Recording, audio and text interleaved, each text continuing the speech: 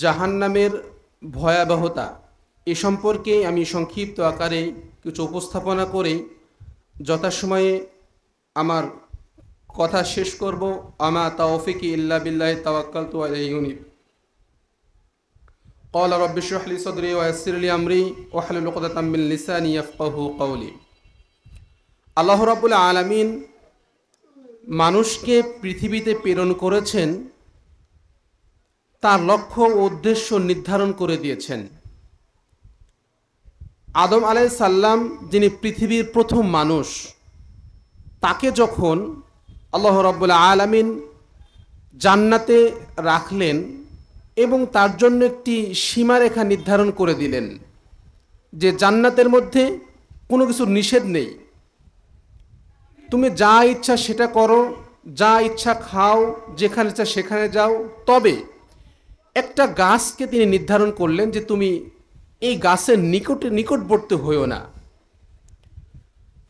তো আনুগত্যশীল বান্দা হিসাবে দেখার জন্য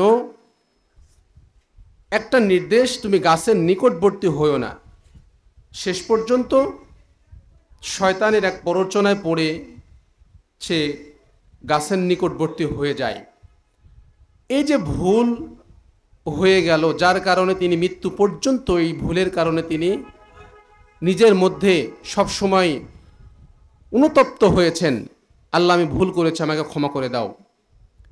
ইবলিস একটা ভুলের কারণে সে অভিশপ্ত।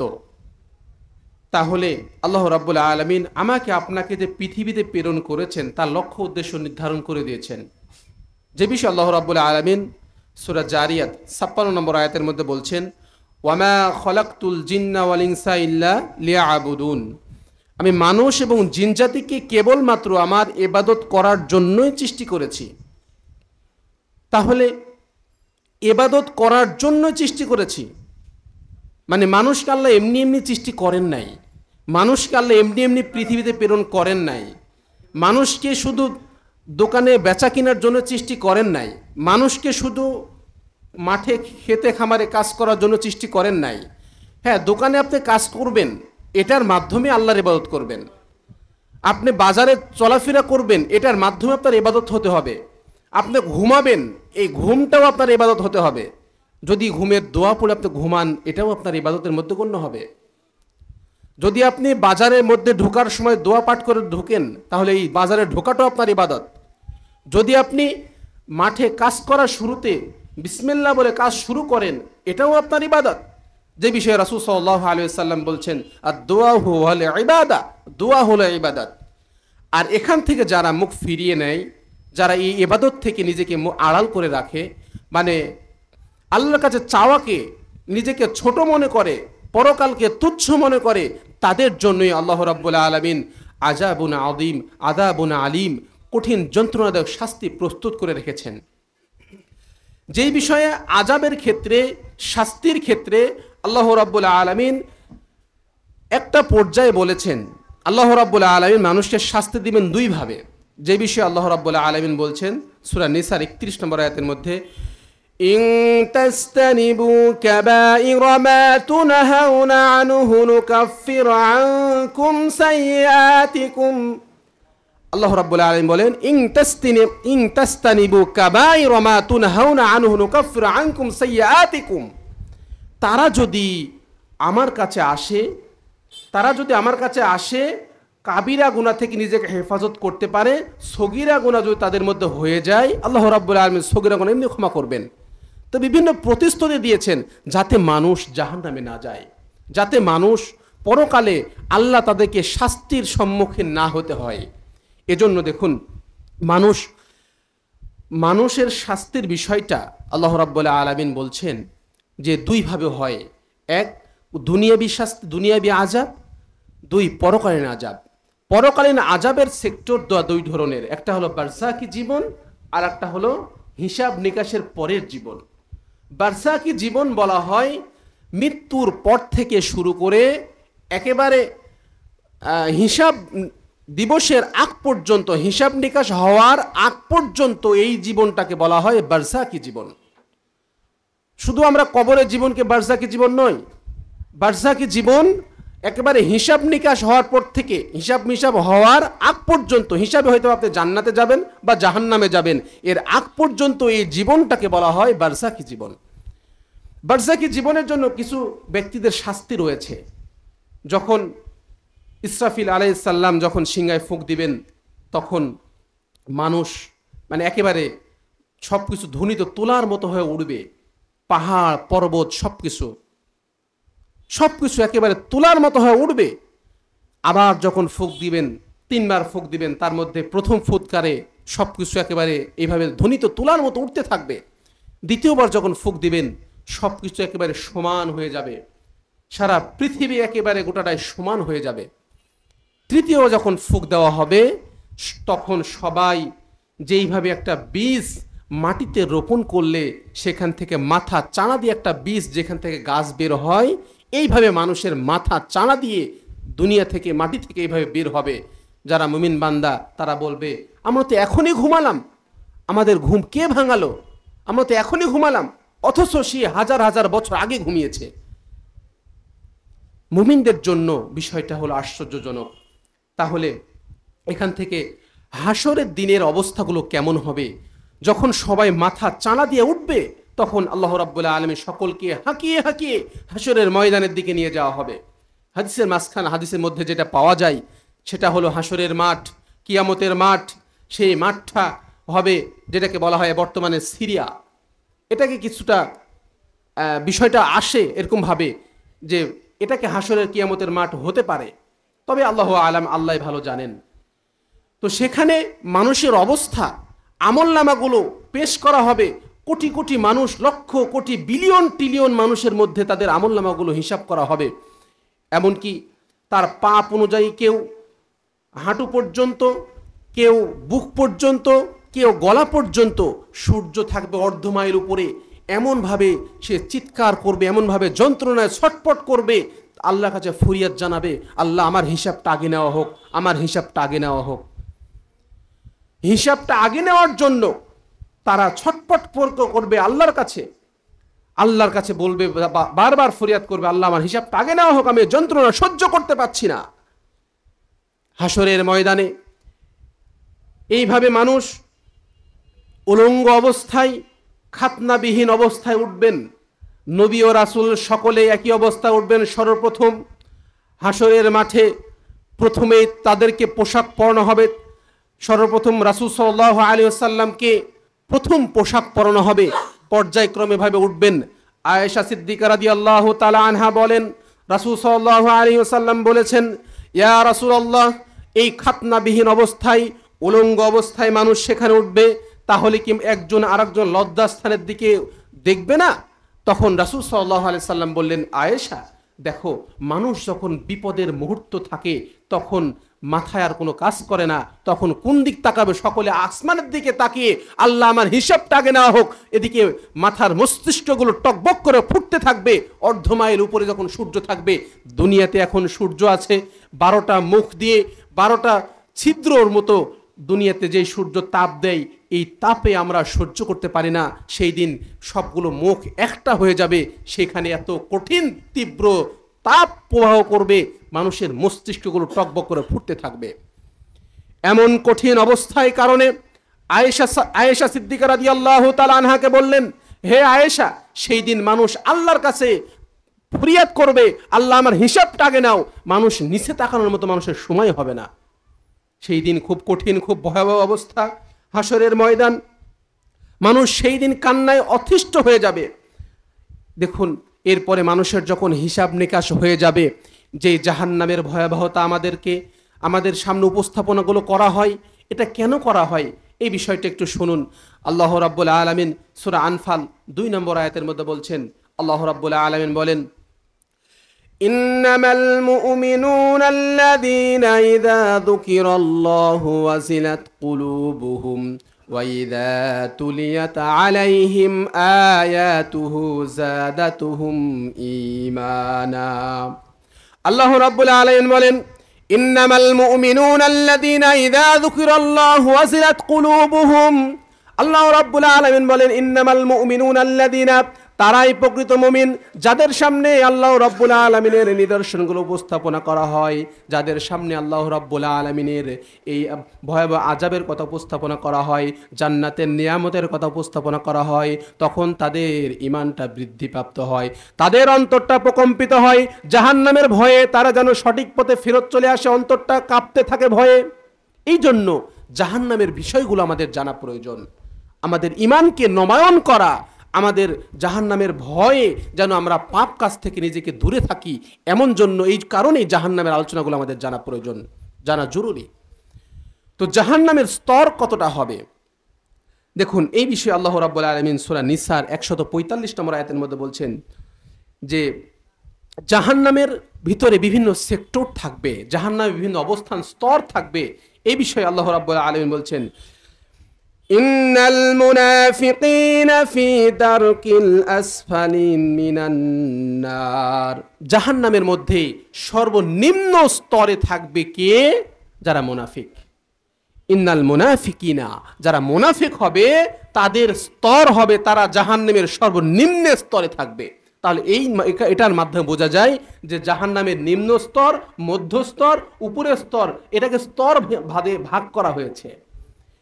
এই বিষয়ে আল্লাহ রাব্বুল আলামিন তিনি আরো বলেন সূরা আলে ইমরানের 162 থেকে শুরু করে 162 এবং 63 নম্বর আয়াতের মধ্যে বলছেন, আল্লাহ রাব্বুল আলামিন বলছেন, যারা আল্লাহর সন্তুষ্টির জন্য সন্তুষ্টি অনুসরণ করে সে কি আল্লাহ রাব্বুল আলামিনের কোদ নিয়ে ফিরবে? যারা আল্লাহর সন্তুষ্টির জন্য আমল করে, আল্লাহকে তাদের প্রতি রাগান্বিত হবেন না, তারা কখনোই আল্লাহ তাদের প্রতি রাগান্বিত হবেন না। আর যারা আল্লাহর ক্রোধ নিয়ে যারা ফিরে, তাদের জন্য আল্লাহ রাব্বুল আলামিন এমন মন্দ কর্ম, এমন মন্দ বাসস্থান তাদের জন্য উপহার দিবেন, তারা সেটা কল্পনাও করতে পারবে না। তাহলে চিন্তা করেন, আল্লাহ রাব্বুল আলামিন যারা আল্লাহর অনুসরণ করে এবং আল্লাহর বিধানকে মেনে চলার চেষ্টা করে, আল্লাহর সন্তুষ্টি অর্জনের চেষ্টা করে, তাদের বিষয়টা, আর যারা এটাকে মনে করে না যে আল্লাহর সন্তুষ্টি প্রয়োজন বা আল্লাহর কাছে চায় না, তাদের জন্য আল্লাহ যাদের প্রতি রাগান্বিত হন, ক্রোধ আক্রোশ আল্লাহর রাগ যাদের প্রতি হয়, তাদের জন্য আবাসস্থল হবে এমন নিকৃষ্টতম জায়গা। সেই জায়গার নাম সেটা হলো এমন একটি, যেটা আল্লাহ রাব্বুল আলামিনের সবচেয়ে ঘৃণিত একটি মন্দ কর্মস্থল, যেটা খারাপ কর্ম। তাহলে দেখুন, জাহান্নামের যে স্তর, এই স্তরের ক্ষেত্রে অত্র আয়াতে যে তাফসিরে বলা হচ্ছে, তাফসিরে কাসিরে এবং তাফসিরে বাইজাবিতে বলা হচ্ছে যে জাহান্নামের স্তরের ক্ষেত্রে জাহান্নামের 7টি স্তর রয়েছে। জান্নাত হলো 8, জাহান্নাম 7টি স্তর। এই স্তরে বিভিন্নভাবে এক এক শ্রেণীর মানুষকে আল্লাহ রাব্বুল আলামিন এক একভাবে দান করবেন, যে বিষয়ে আল্লাহ রাব্বুল আলামিন বলছেন সূরা মুদ্দাসসিরের মধ্যে, ইয়াতাসালুনা আনিল মুজরিমিন মা সালাকাকুম ফি সাকর ক্বালু লাম নাকু মিনাল মুসাল্লিন। জাহান্নামী ব্যক্তি যখন জাহান্নামের দিকে নিয়ে যাওয়া হবে, ইয়াতাসালুনা আনিল মুজরিমিন, ওই সমস্ত পাপীদেরকে যখন, পাপী মানুষদেরকে যখন জাহান্নামের দিকে নিয়ে যাওয়া হবে, মা সালাকাকুম ফি সাকর, সাকর নামক জাহান্নামের দিকে নিয়ে যাওয়া হবে। সাকর একটি জাহান্নামের নাম, একটা স্তরের নাম। যখন নিয়ে যাওয়া হবে তখন ফেরেশতারা বলবে, হাই তুমি এই জাহান্নামে আসছো, তুমি কি জানো না জাহান্নামে খুব কঠিন, খুব শাস্তি আর শাস্তি, এখানে কোনো আরামের কোনো ব্যবস্থাপনা নেই। যেখানে খাবে এটাও শাস্তি, যেখানে থাকবে এটা আগুন, যেখানে থাকতে জায়গা দেওয়া হবে এটাও শাস্তি, যেখানে খাবার থাকবে পানি থাকবে এটাও শাস্তি, খাবার থাকবে এটাও শাস্তি। তোমাদেরকে শাস্তি বৃদ্ধি করা ছাড়া শাস্তি কমানো হবে না। তোমরা এত কঠিন জাহান্নামে কেন আসছো? তখন তারা উত্তর দিবে, ক্বালু লাম নাকু মিনাল মুসাল্লিন ওয়া লাম নাকু নুতি'মুল মিসকিন। হায় হায়, আমরা দুনিয়াতে সালাত আদায় করতাম না, আমরা দুনিয়াতে নামাজীদেরকে দেখতে পারতাম না। আমরা ক্বালু লাম নাকু মিনাল মুসাল্লিন ওয়া লাম নাকু নুতি'মুল মিসকিন, আমরা মিসকিনদের সাথে খারাপ ব্যবহার করতাম, আমরা মানুষের পরনিন্দা পরচর্চা করতাম এবং পরকালকে তুচ্ছ মনে করতাম, যার কারণে আজকে আমরা সাকর নামক জাহান্নামের মধ্যে আসলাম। এই যে জাহান্নামের একটা স্তর পেলাম সাকর, এরপরে আল্লাহ রাব্বুল আলামিন সূরা হাক্কার মধ্যে বলছেন, যখন মানুষকে জাহান্নামের দিকে নিয়ে যাওয়া হবে, মানুষ যেতে চাইবে না, মানুষকে এমন ভাবে বেঁধে আল্লাহ রাব্বুল আলামিন বলছেন, আল্লাহ রাব্বুল আলামিন এমন ভাবে 70 গজ একটি শিকল দ্বারা ফি সিলসিলাতিন, তাদেরকে এমন একটি শিকল দ্বারা বেঁধে টেনে হিঁচড়ে জাহান্নামের দিকে নিয়ে যাওয়া হবে। খুযুহু ফাগুল্লু সুম্মাল জাহিমা লাসাল্লু সুম্মা ফি সিলসিলাতিন দারুহা 70 যিরাআন ফাসলুকু। আল্লাহ রাব্বুল আলামিন ওই সমস্ত মানুষরা যখন জাহান্নামে যেতে চাইবে না, যারা জাহান্নাম থেকে শক্ত হয়ে পালানো করার চেষ্টা করবে, তাদেরকে 70 গজ শিকল দ্বারা তাদেরকে জাহান্নামের দিকে নিক্ষেপ করা হবে। কঠিন অবস্থা, সাকর। এরপরে আল্লাহ রাব্বুল আলামিন সূরা হুমাজার মধ্যে বলছেন, ওয়াইলুল লিকুল্লি হুমাযাতিল লুমাজা الذي جمع مالا وعدده يحسب أن ماله أخلده। সেই দিন মানুষ দুর্ভোগ ওই সমস্ত মানুষের জন্য যারা মানুষের পশ্চাতে নিন্দা করে, মানুষের সমালোচনা করে, গীবাত করে, আর নিজের টাকাগুলো গনে গনে রাখে, না জানি এই টাকাগুলো আমার চিরস্থায়ী হিসাবে, আমাকে শক্তি পাওয়ার হিসাবে আমাকে দীর্ঘদিন টিকিয়ে রাখবে।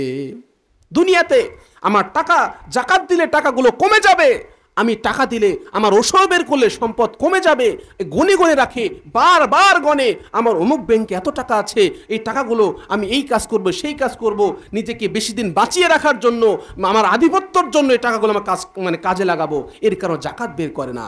এই সমস্ত মানুষের জন্য হোতামা নামক জাহান্নাম প্রস্তুত।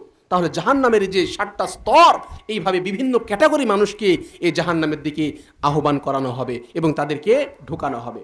যেই বিষয়ে জান্নাতে দেখেন যে আমরা এই যে রমাজান মাসে সিয়াম পালন করলাম, যেই ব্যক্তি রমাজান মাসে সিয়াম পালন করে তাকে বাবুর রাইয়ান নামক দরজা দিয়ে তাকে ডাকা হবে, যে বাবুর রাইয়ান নামক দরজা তাকে আহ্বান করা হবে। তাহলে যেমন ভালো কর্ম বা ভালো কর্মের কারণে ভালো জান্নাতের মধ্যে যেমন ঢোকানো হবে, জান্নাতের স্তরের মধ্যে ঢোকানো হবে, ঠিক তেমনি খারাপ কর্মের কারণে এক জাহান্নামের স্তরের মধ্যে ঢোকানো হবে। এরপরে জাহান্নামের স্তর তো পেলাম, জাহান্নামের দরজাসমূহ কতটা হবে, জাহান্নামের দরজাসমূহ কি? দেখুন, আল্লাহ রাব্বুল আলামিন সূরা হিজরের 43 এবং 44 নম্বর আয়াতের মধ্যে বলছেন, ইন্না জাহান্নামা লামাউইদুহুম আজমাইন। অবশ্যই জাহান্নাম তাদের সকলের প্রতিশ্রুতি স্থান। ইহা 7টি দরজা রয়েছে, প্রত্যেক দরজায় পৃথক পৃথক মানুষ, তাদেরকে পৃথক পৃথক কর্মের কারণে পৃথক পৃথক দরজা দিয়ে তাদেরকে প্রবেশ করানো হবে। জাহান্নামে পৃথক পৃথক কর্মের কারণে ওই সমস্ত মানুষদেরকে ওই জাহান্নামে প্রবেশ করানো হবে। এরপরে কিছু ব্যক্তিগুলো থাকবে, তারা উদখুলু আবওয়াবা জাহান্নামা খালিদিনা ফিহা ফাবিইসা মাসওয়াল মুতাকাব্বিরিন। সূরা জুমারের 72 নম্বর আয়াতের মধ্যে আল্লাহ বলছেন, জাহান্নামের দ্বারসমূহ প্রবেশ করবে স্থায়ীভাবে বসবাসের জন্য, কত নিকৃষ্ট অহংকারীদের এই বাসস্থান। যারা অহংকারী, নিজের অহংকারে মুখ ফিরিয়ে নেয়, নিজেকে দিনের পথ থেকে, আল্লাহর পথ থেকে যারা মুখ ফিরিয়ে নেয়, তাদের জন্য কত নিকৃষ্টতম এই বাসস্থান, তারা সেখানে থাকবে। এরপরে দেখুন, যাদেরকে এই জাহান্নামে যাদেরকে দেওয়া হবে তাদের মধ্যে কি থাকবে, তাদেরকে কি পরিবেষ্টন করে থাকবে, এ বিষয়ে আল্লাহ রাব্বুল আলামিন সূরা বালাদের 19 এবং 20 নম্বর আয়াতের মধ্যে বলছেন, ওয়াল্লাযীনা কাফারু বিআয়াতিনা হুম আসহাবুল মাশআমা আলাইহিম নারুম মুসাদা। আর তারা আমার নির্দেশন প্রত্যাখ্যান করেছে। আল্লাহ রাব্বুল আলামিনের এই নিদর্শনসমূহ যখন জান্নাতের ঘটনাগুলো, আল্লাহর এই জাহান্নামের এই ভয়ের কথা যখন উপস্থাপনা করা হয়েছে, কিছু সংখ্যক মানুষ বলেছে আজকে, এখন নয়, তখন দেখা যাবে তখন কি হবে। যখন সালাতের জন্য ডাকা হয়েছে, ভাই মসজিদে চলেন সালাতের জন্য, তখন বলবে যাও তোমার সালাত তুমি আদায় করো, আমি তখন দেখে নিব। এই সমস্ত কিছু মানুষগুলো কথাগুলো বলে ফেলে। ভাই আপনি দাড়ি কেন রাখেন না? ভাই আপনার রাখা, আপনি রাখেন তো।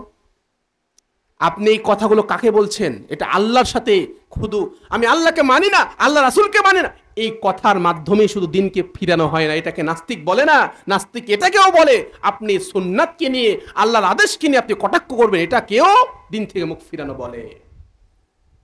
আপনি রাখতে পারছেন না, ইস ভাই রাখা দরকার, কিন্তু আমি বিভিন্ন কারণে পারছি না ভাই, আমি চেষ্টা করব। আপনি এইভাবে বলতে পারেন, আপনি রাখার আপনি রাখেন, আমি রাখবো না। আপনি কাকে কথা বলছেন চিন্তা করেন। আল্লাহর বিধান নিয়ে আপনি এই কথাগুলো বলছেন, মানে আল্লাহর নাফরমানি করছেন। আপনার টাকনার নিচে কাপড়গুলো আছে, আপনাকে যখন বলা হয় ভাই এটা আপনি রাখছেন, যতটুকু জায়গা আল্লাহ জাহান্নামের আগুনে আপনাকে পোড়াবে, আপনি একটু দয়া করে কাপড়টা উপরে উঠে পড়েন। ভাই আপনার রাখার আপনি রাখেন, আমার কাছে আমাকে জ্ঞান দিতে আসেন না। আপনি এই কথাগুলো কাকে বলছেন?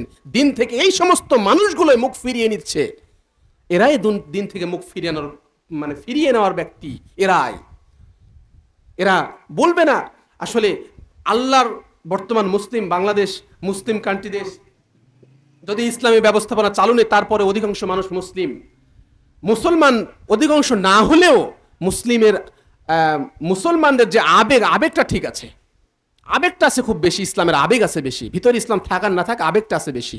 তো এখানে তো ডাইরেক্ট ইসলামের বিরোধিতা করতে পারে না, কিন্তু ছোট ছোট কথার মাধ্যমে বলা যায়। এই সমস্ত কটাক্ষ করার মাধ্যমে ইসলাম থেকে কখন যে বের হয়ে যাবে, কখন যে বের হয়ে যায়। যেমন আল্লাহ রাসূল সাল্লাল্লাহু আলাইহি ওয়াসাল্লাম লাউ খেতে পছন্দ করতেন। যখন আপনাকে বলা হয় আপনি বাসায় মেহমান গেছেন, যে আল্লাহ রাসূল লাউ খেতে পছন্দ করতেন, আপনি একটু লাউ দিই, তখন আপনি বলবেন রাখেন, আল্লাহ রাসূল খেতে আমি খাবো না। আপনি এই কথা আচরণটা কার সাথে করলেন? আল্লাহ রাসূলের আদর্শের সাথে করলেন, মানে আপনি দিন থেকে মুখ ফিরিয়ে নিলেন। এই জন্য তাদের জন্যই আল্লাহ রাব্বুল আলামিন বলছেন যে ওয়াল্লাযীনা কাফারু বিআয়াতিনা হুম আসহাবুল মাশআমা আলাইহিম নারুম মুসাদা। আর যারা আমার নিদর্শনসমূহ প্রত্যাখ্যান করে তারাই হলো হতভাগা। আর তাদেরকে পর্যবেক্ষণ, তাদেরকে এমনভাবে পাহারা দিয়ে থাকবে, এমন কিছু অগ্নি, এমন কিছু আগুন দ্বারা তাদেরকে পরিবেষ্টন করে থাকবে। তাহলে যারা দিন থেকে মুখ ফিরিয়ে নেয় তারাই শুধু, তাদেরকে পর্যবেক্ষণ, তাদেরকে আবিষ্ট করে রাখা হবে। কে রাখবে? মানে কি দ্বারা রাখবেন? আগুন দ্বারা। তাহলে চিন্তা করেন ভাই, শুধু মুখে বললেই যে আমি আল্লাহকে মানি না, আল্লাহ রাসূলকে মানি না, এই কথার মাধ্যমে দিন থেকে মুখ ফিরানো হয় না। আপনি সলাতের ক্ষেত্রে যখন দাওয়াত দিবেন তখন ভাই আপনার সলাত আপনি পড়েন, আপনি দিন থেকে মুখ ফিরিয়ে নিলেন।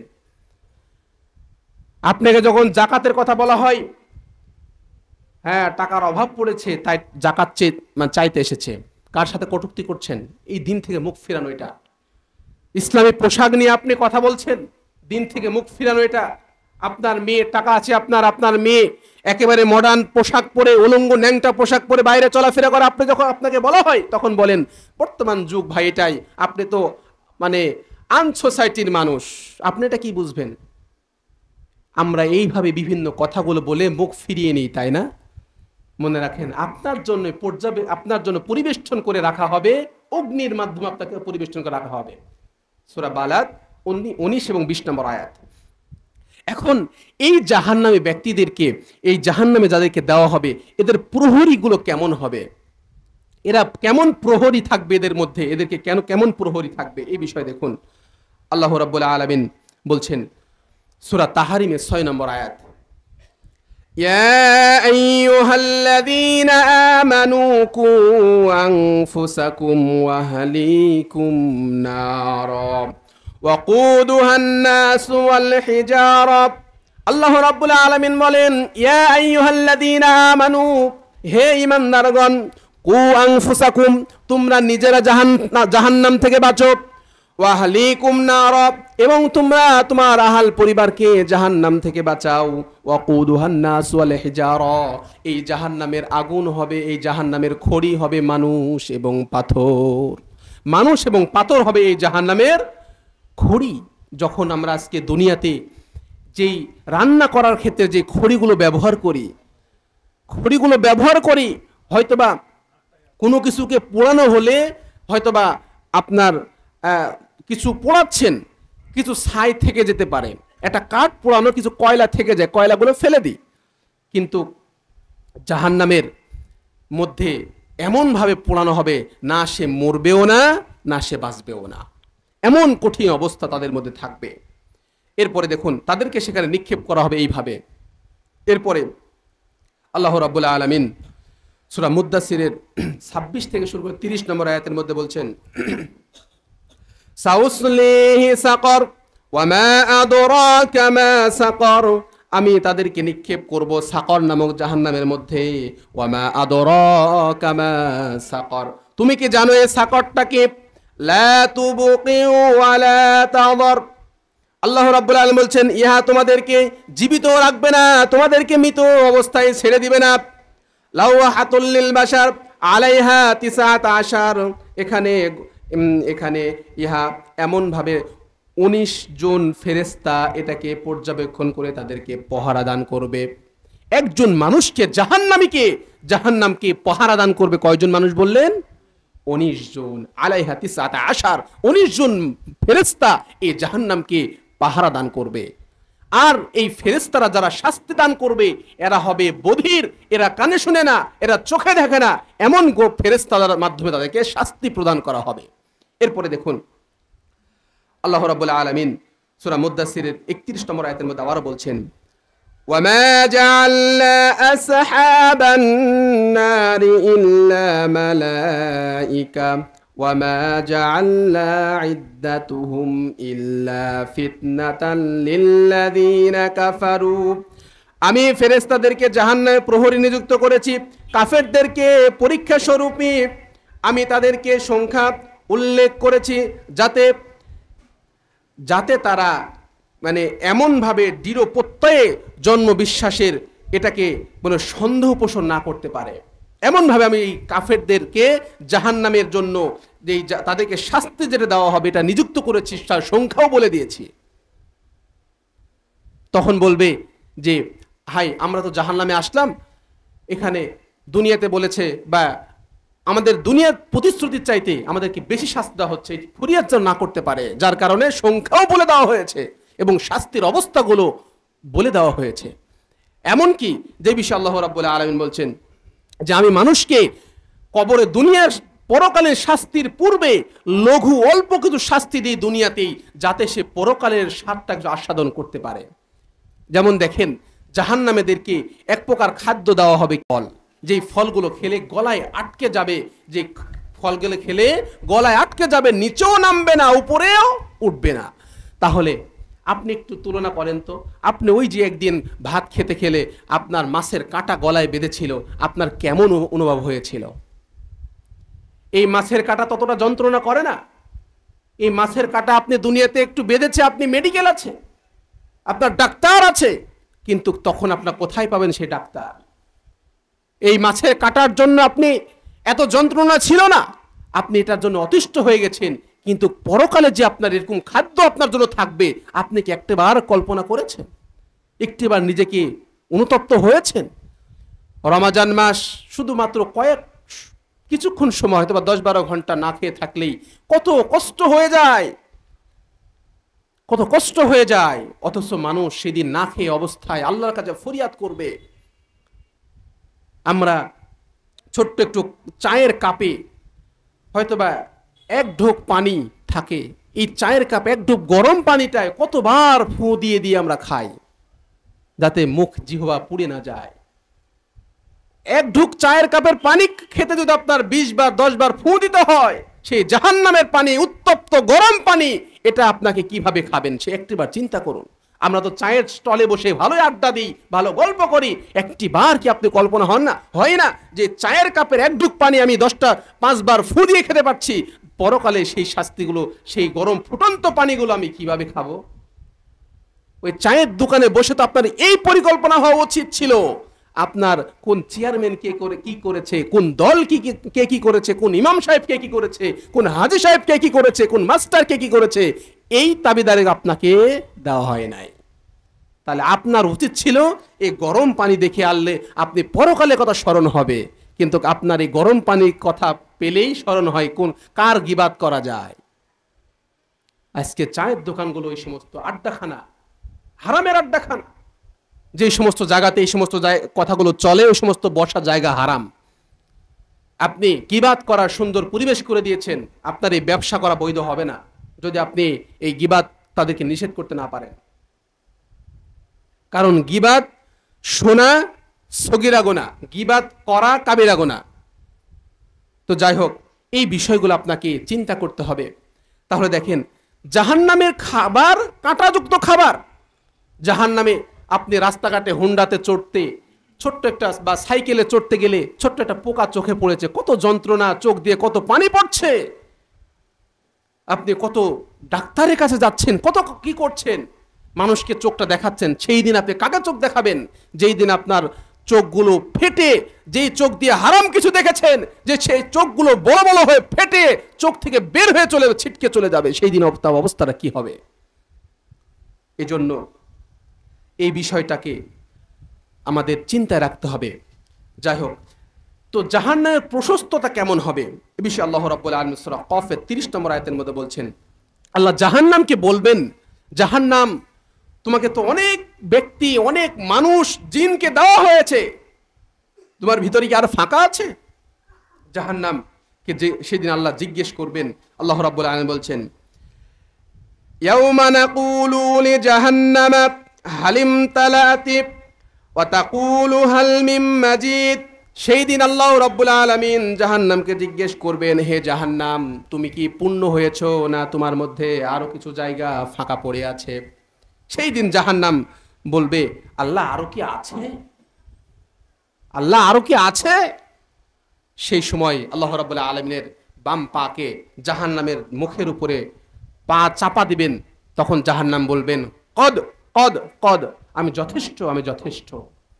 তাহলে জাহান্নামের প্রশস্ততা মানুষ দিয়ে শেষ হবে না। এরপরে দেখুন, আল্লাহ রাব্বুল আলামিন, রাসূল সাল্লাল্লাহু আলাইহি ওয়াসাল্লাম বলছেন, আনাস ইবনে মালিক রাদিয়াল্লাহু তাআলা বলেন, রাসূল সাল্লাল্লাহু আলাইহি ওয়াসাল্লাম বলছেন, জাহান্নামের মধ্যে যেই মানুষ এবং জিনকে নিক্ষেপ করা হবে, তখন জাহান্নাম বলবে, আল্লাহ আরো কি আছে, আরো কি আছে? তার কথা থাকবে এরকম, আল্লাহ আরো কি আছে, আরো কি আছে? সেই দিন জাহান্নামে মানুষ, জাহান্নামে সূর্য, যেই সূর্য পৃথিবী থেকে 13 লক্ষ গুণ বড়, সে সূর্যকে জাহান্নামের মধ্যে ছেড়ে দেওয়া হবে। সেটা এমন কেমন হবে?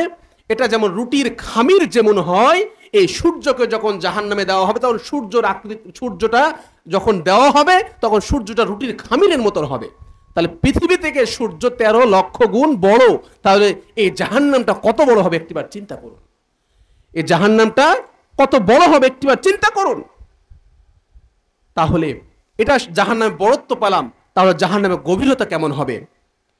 আনাস রাদিয়াল্লাহু তাআলা বলেন, রাসূল সাল্লাল্লাহু আলাইহি ওয়াসাল্লাম বলছেন যে, লাউ আন্না হাজারা মিসলা সামিঈ খলাফাতিন, যে একটা জাহান্নামের মধ্যে বা একটা বড় একটি বিরাট একটি পাথর, আল্লাহ রাসূল সাল্লাম একটা পাথরের দিকে ইশারা করে বললেন, এই যে এত বড় একটা পাথর দেখছো, এই পাথর যদি এখান থেকে নিক্ষেপ করা হয়, জাহান্নামের উপর থেকে নিচের দিকে, উপর থেকে নিক্ষেপ করা হয়, নিচে পৌঁছাতে 70 বছরের পথ অতিক্রম করার পরেও জাহান্নামের তলদেশ খুঁজে পাবে না। আল্লাহু আকবার। জাহান্নামের অবস্থাটা কি দেখুন, কত প্রশস্ত।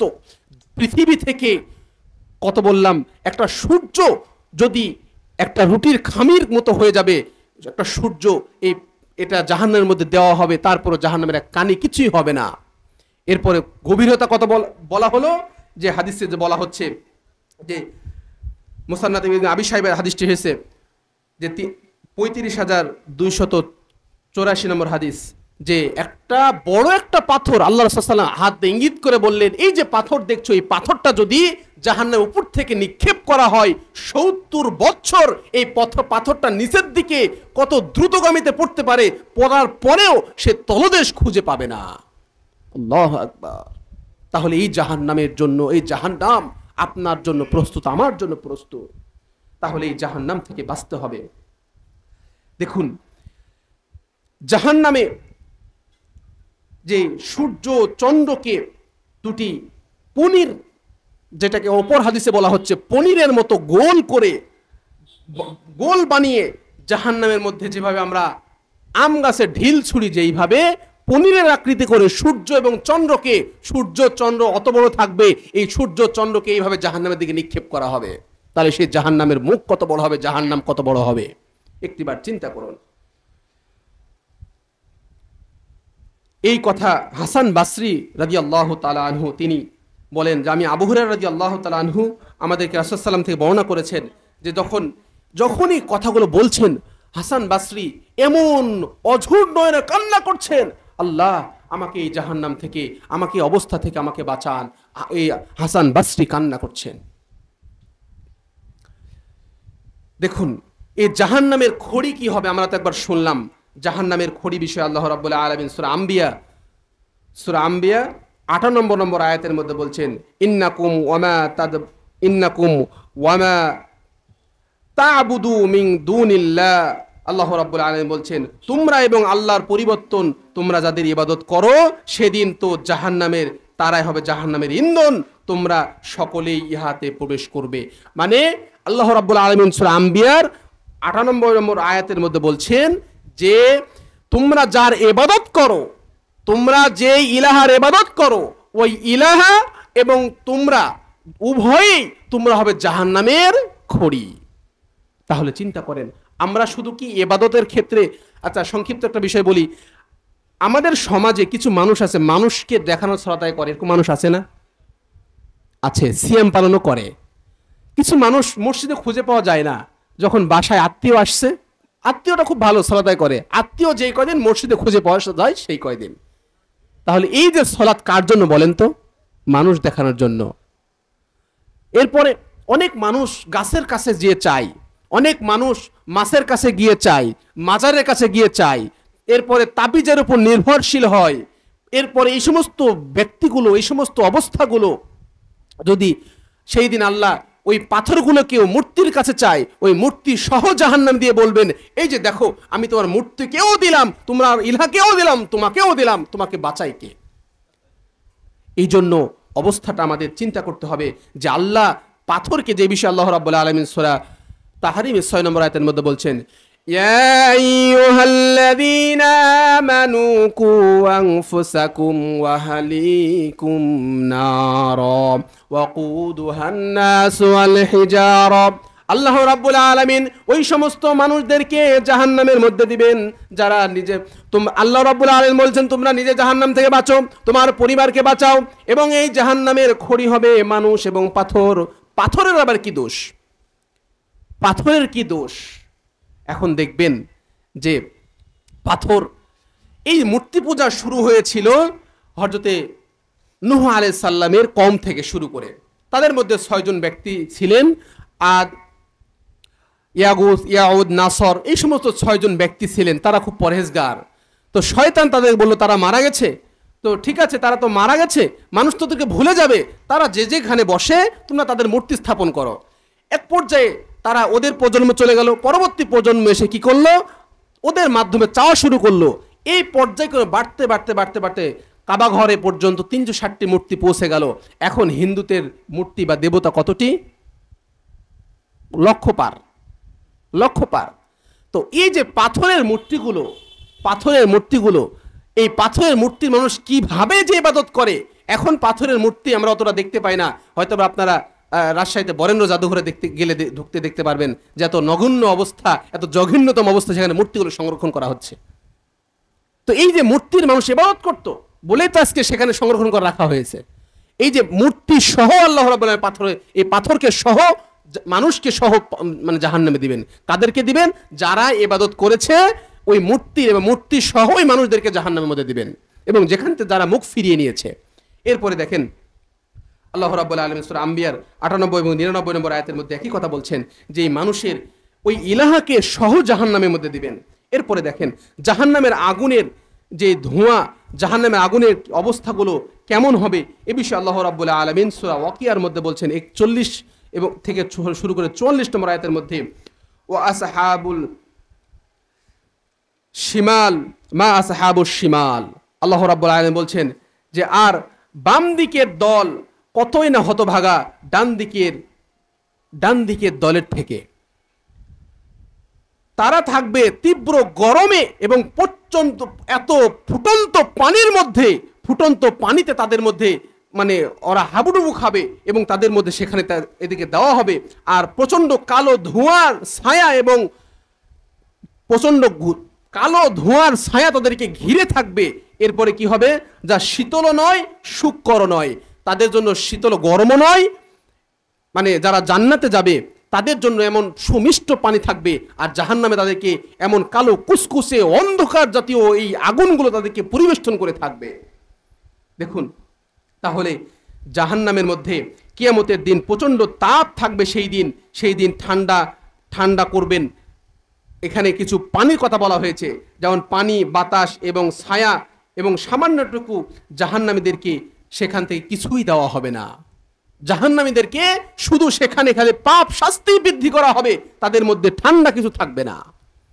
এরপরে আল্লাহ রাব্বুল আলামিন সূরা মুরসালাতের 30 থেকে 33 নম্বর আয়াতের মধ্যে বলছেন, আল্লাহ রাব্বুল আলামিন বলছেন যে চলো 3 শাখা বিশিষ্ট ধোঁয়ার দিকে, যে ছায়া শীতল নহে এবং যে ছায়া শুধু অগ্নি আর অগ্নি, এমন কিছু অগ্নি ফুলঙ্গ, এমন কিছু মানে নিচ থেকে প্রজ্বলিত এমনভাবে আগুনগুলো উত্তপ্ত হয়ে উঠবে, তারা সেখানে শুধু চিৎকার করবে, সেখানে শুধু নিজের মধ্যে আফসোস করা ছাড়া তাদের কোনো গন্তব্য থাকবে না।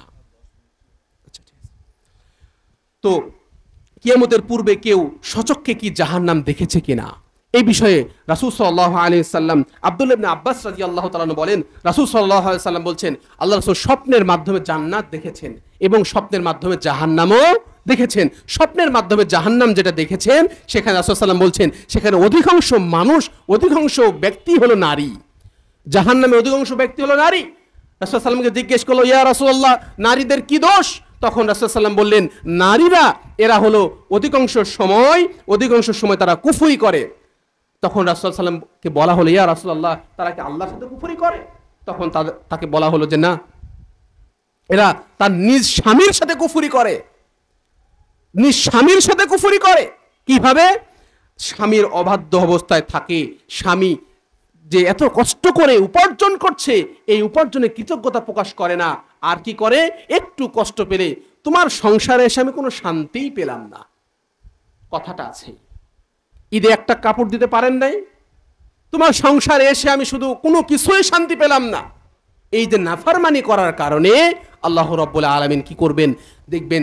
আল্লাহ রাসূল বলছেন জাহান্নামের অধিকাংশ ব্যক্তি হলো মহিলাদের যাওয়ার কারণ এই কুফরি করা।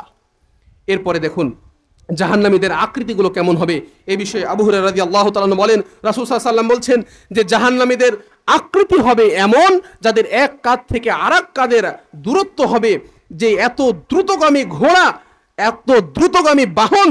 ঘোড়া, সেই ঘোড়াটি 3 দিন অতিক্রম করে যতদূর যাবে, জাহান্নামীদের এক একটা ব্যক্তির এক কাঁধ থেকে আরেক কাঁধের দূরত্ব এত বেশি হবে। আল্লাহু আকবার। জাহান্নামীদের ব্যক্তি এই তাদের দেহের আকৃতি হবে এমনকি তাদের শরীরের চামড়া হবে 42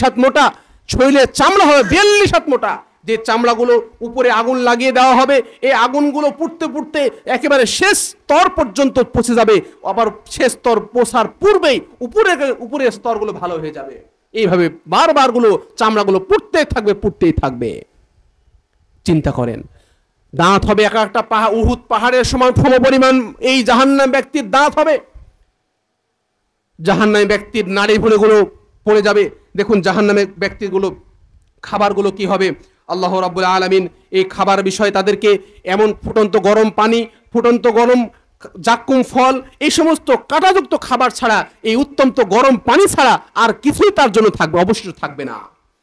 এরপরে দেখুন তাদের এই খাবারগুলো যখন ফুটন্ত পানিগুলো খাওয়ার সাথে সাথে পিছনের রাস্তা দিয়ে সমস্ত পানিগুলো, সমস্ত নালীভুঁড়িগুলো একেবারে বের হয়ে যাবে, সেই চিৎকার করা ছাড়া তার কোনো উপায় থাকবে না। এরপরে দেখুন জাহান্নামের শাস্তি, তাদের অপরাধ অনুযায়ী শাস্তি থাকবে। তাদেরকে এমনভাবে দুর্গন্ধজাতীয় খাবার খাওয়ানো হবে, রক্তপুষগুলো খাওয়ানো হবে। অপরাধ এমনভাবে তাদেরকে মাথার উপরে গরম পানি ঢালা হবে, একটু চায়ের কাপ হাতে পড়লে কত গরম লেগেছে, কত ফুঁ দিই, কত কি করি, অথচ সেই জাহান্নামের অবস্থা, সেই পানিগুলো মাথায় ঢালা হবে, মুখমণ্ডল তাদের দগ্ধ হয়ে যাবে, তাদেরকে গরম পানিগুলো খাওয়ানো হবে। দেখুন জাহান্নামের ব্যক্তিদের মুখমণ্ডলগুলো মাটিতে টেনে হিসড়ে তাদেরকে মুখের মাধ্যমে হাঁটতে হাঁটতে তাদেরকে জাহান্নামের দিকে নিয়ে যাওয়া হবে।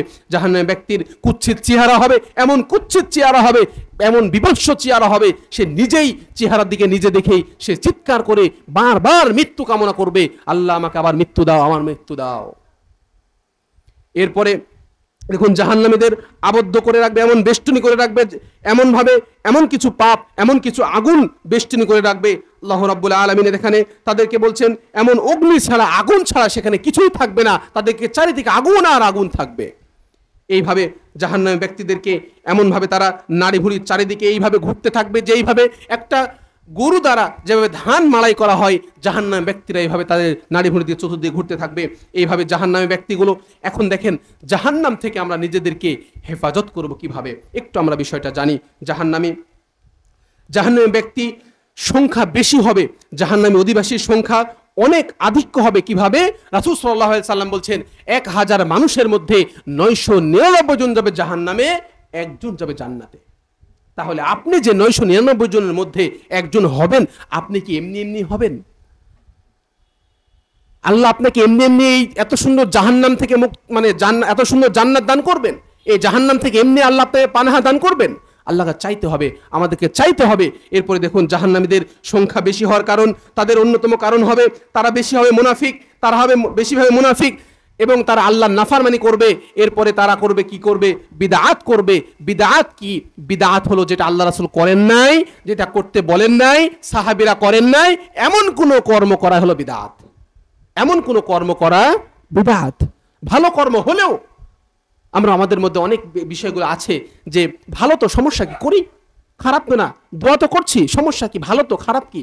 না, আপনার থেকে ধর্ম শিখতে হবে না, শিখতে হবে কার থেকে? রাসূল সাল্লাল্লাহু আলাইহি সাল্লামের থেকে। রাসূল সাল্লাম বিদায় হজের ভাষণে কি বলেছিলেন?